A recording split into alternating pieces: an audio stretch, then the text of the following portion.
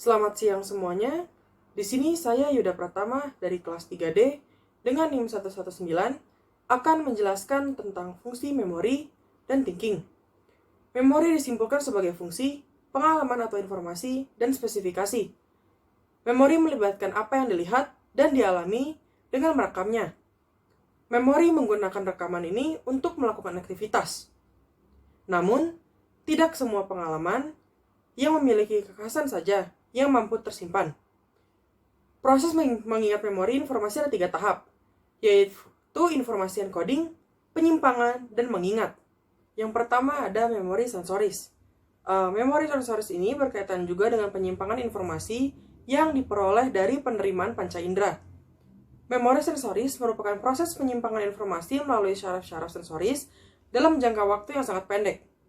Yang pertama ada encoding dalam memori sensoris. Pada saat mata melihat sesuatu, gambaran objek melalui sistem indera akan disampaikan ke bagian penyimpangan otak melalui impuls saraf. Kemudian ada yang namanya storage dalam memori sensori.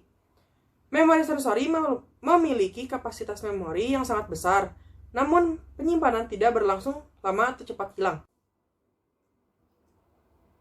Yang kedua ada memori jangka pendek. Memori jangka pendek merupakan proses penyimpanan memori secara sementara, yang artinya memori tidak bisa disimpan lama. Encoding dalam memori jangka pendek adalah informasi yang didapatkan akan diterima di otak dengan sebutan kontrol proses.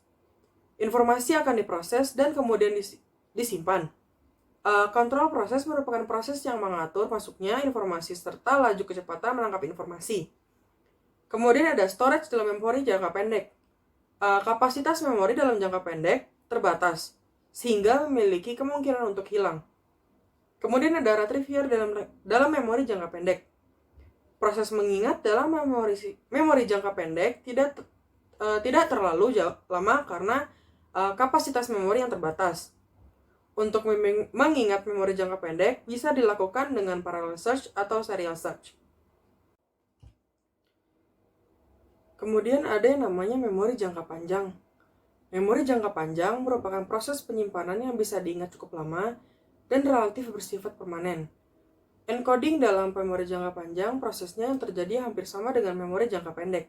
Namun, setelah itu dilakukan proses semantik atau coding data akan dianalisis lebih lagi. Storage dalam memori jangka panjang, proses encoding ini dilakukan dengan menyaring inti dari informasi yang didapat. Maka, penyimpanan informasi bisa berlangsung lebih lama. Selain itu, kapasitas penyimpanan memori juga lebih besar, sehingga banyak memori yang diingat secara permanen. Kemudian ada retriever dalam memori jangka panjang. Penyimpanan pada memori jangka panjang ini sangat terorganisir, sehingga proses pengambilan memori bisa cepat dan tepat.